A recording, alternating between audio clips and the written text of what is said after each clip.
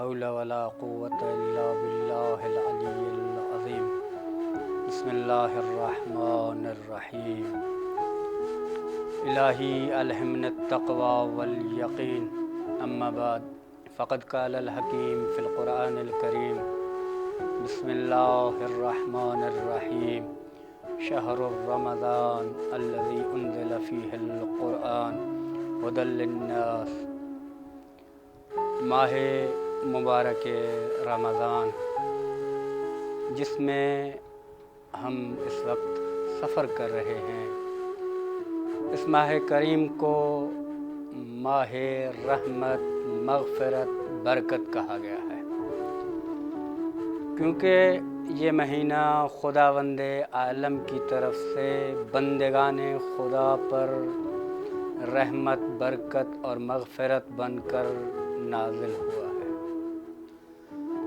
اتنا بڑا مہینہ، اتنا بابرکت مہینہ، خداوند عالم اس مہینے میں اتنا اہتمام کر رہا ہے عبد کے لیے، آخر اس کی وجہ کیا ہے؟ دیکھیں، اس ماہ مبارک سے پہلے ماہ رجب، ماہ شعبان، احادیث میں وارد ہوا ہے کہ ان دو مہینوں میں، رجب اور شعبان میں، ماہ مبارک کے لیے تیاری کریں، آمادگی کریں۔ کیوں؟ کیونکہ ماہ مبارک وہ مہینہ ہے جس میں انسان کو اس کمال تک پہنچانا ہے جس کمال کے لیے اسے پیدا کیا گیا ہے۔ جب ہم ماہ رجب اور شعبان کو اسی طریقے سے درک کریں گے آمادگی کے لیے، پھر ہم وارد ہوں گے ماہ مبارک رمضان میں۔ جب ہم ماہ مبارک رمضان میں وارد ہو گئے، پھر کیا ہوگا؟ پھر یہ ہوگا کہ ہم ماہ مبارک کی ان برکات کو، ان رحمتوں کو، اس مغفرت سے بھی فائدہ لے لیں گے۔ آخر خدا ہمیں اس ماہ میں دینا کیا چاہتا ہے؟ اس ماہ مبارک میں دو ایسی چیزیں ہیں جو خداوند عالم انسان کو عطا کرنا چاہتا ہے۔ ایک ہے شب قدر، دوسرا ہے وہ قرآن کریم جو انسان کی ہدایت کے لیے ہے۔ اس مہینے میں خداوند عالم شب قدر بھی انسان کو دینا چاہتا ہے کہ آپ درک کرو شب قدر کو، اس احسن انداز سے درک کرو کہ آپ ہدایت کے اس مرحلے پہ پہنچ جاؤ کہ قرآن آپ کو سمجھ آ جائے اور آپ مخاطبین قرآن بن جائیں۔ بعض لوگ ہوتے ہیں جو فقط قرآن کی تلاوت کرتے ہیں، سرسری تلاوت کرتے ہیں، قرآن کے الفاظ کو پڑھ کے گزر جاتے ہیں۔ نہیں، بلکہ قرآن کو جب آپ اٹھائیں، قرآن کو کھولیں تو اس انداز سے اٹھائیں، اس انداز سے کھولیں کہ یہ 1400 سال پہلے جو نازل ہوا ہے قرآن کریم، یہ فقط اس زمانے کے لیے نہیں تھا، بلکہ یہ قرآن کریم اب مجھ سے گفتگو کر رہا ہے، مجھ سے کلام کر رہا ہے، میں مخاطب قرآن ہوں۔ پھر ہمیں سمجھ میں آئے گا کہ اللہ ہم سے کیا چاہتا ہے، قرآن ہم سے کیا چاہتا ہے۔ اور ہمیں جو ورود ماہ مبارک میں کہا گیا کہ ورود پیدا کریں، وہ روزے کی وجہ سے ہے۔ روزہ رکھ کے ماہ مبارک میں ورود پیدا کریں۔ آخر کیوں ہم روزہ رکھ کے؟ بھوک و پیاس کی وجہ سے۔ خدا تو 70 ماؤں سے بھی زیادہ محبت کرتا ہے۔ بچہ جب بھوکا ہوتا ہے تو ماں فوراً اسے دودھ دینا شروع کر دیتی ہے۔ اب خدا یہاں پہ کہہ رہا ہے کہ آپ بھوکے پیاسے ہو کے وارد ہو جائیں۔ آخر یہ اذیت کیوں ہے؟ اگر ہم اسے سمجھیں، یہ اذیت ہمیں حکمت سمجھ میں آئے گی، یہ لطف خداوندی ہے۔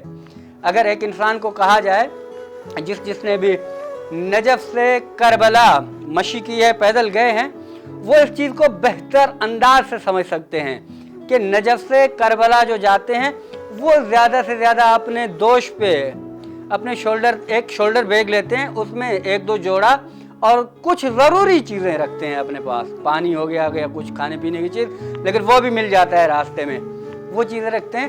اگر ان کو کہا جائے کہ پورا جو بیگ ہے آپ کا سفر میں لے کے آئیں، وہ لے کے چلنا ہے، تو وہ 3 دن کا سفر 7 دن میں طے کریں گے۔ انسان کے بدن پہ جتنا بوجھ ہوگا اتنا مشکلات کے ساتھ سفر طے کرے گا۔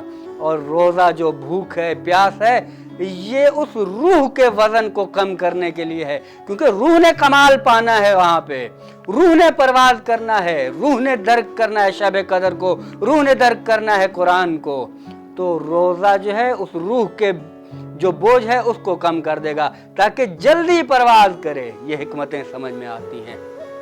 اور روزہ ہم رکھتے کیوں ہیں؟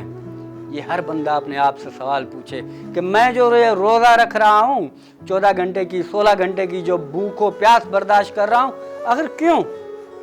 اس کا فلسفہ کیا ہے؟ اپنے آپ سے اگر یہ چاہتا ہے کہ اس روزے کی وجہ سے جو صبح اذان سے لے کر شام کی اذان تک، اذان مغرب تک بھوک و پیاس کو برداشت کرتا ہے بہشت مل جائے تو اس کو بہشت مل جائے گی۔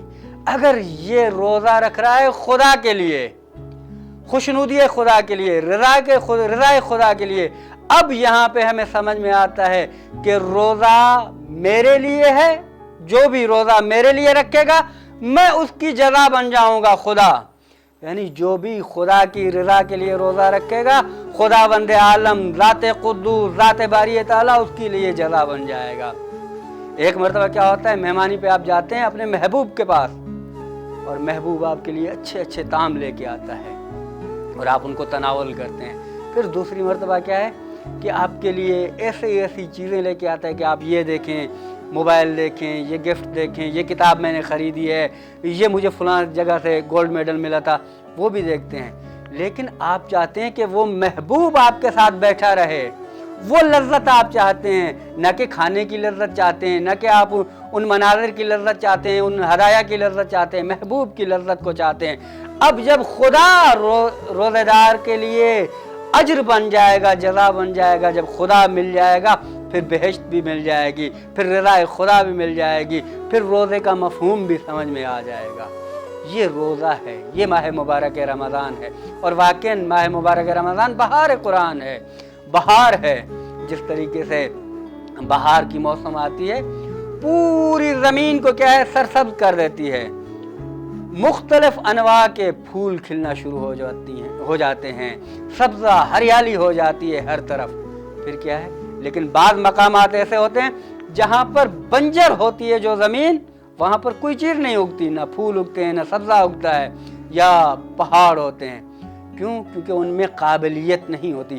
ماہ مبارک رمضان ایسا مہینہ ہے، بہار قرآن ہے، بہار دعا ہے، بہار استغفار ہے، بہار مناجات ہے، لیکن اس سے وہ زمین، وہ دل فائدہ لے گی جو نرم دل ہے، رقیق دل ہے، اور پہاڑ کی طرح جو قسی القلوب ہیں وہ کبھی بھی فائدہ نہیں لے سکتے۔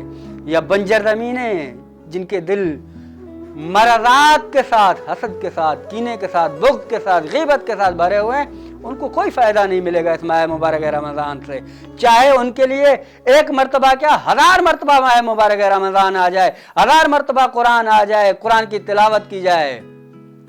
وَلَهُمْ عَيُّنٌ، ان کے پاس آنکھیں ہیں لیکن وہ دیکھتے نہیں ہیں، لا یبصرون بہا، اور ان کے پاس کان ہیں لیکن سنتے نہیں ہیں، ان کے پاس قلوب ہیں لیکن درک نہیں کرتے۔ ماہ مبارک ایسے ہی گزر جاتا ہے۔ خداوند کریم سے دعا ہے کہ خداوند عالم ہم کو اس ماہ مبارک کو احسن انداز سے درک کرنے کی توفیق عطا فرمائے، اور روزہ اور قرآن اور ماہ مبارک کی جو مناجات ہیں، دعائیں ہیں، ان سے احسن انداز سے درک کرنے کی اور بابصیر ہو کر ان سے بصیرت حاصل کرنے کی توفیق عطا فرمائے۔ انشاءاللہ خداوند عالم ہم کو توفیق عطا فرمائے کہ ہم ماہ مبارک رمضان میں مخاطبین قرآن میں سے شامل ہوں۔ والسلام علیکم ورحمۃ اللہ وبرکاتہ۔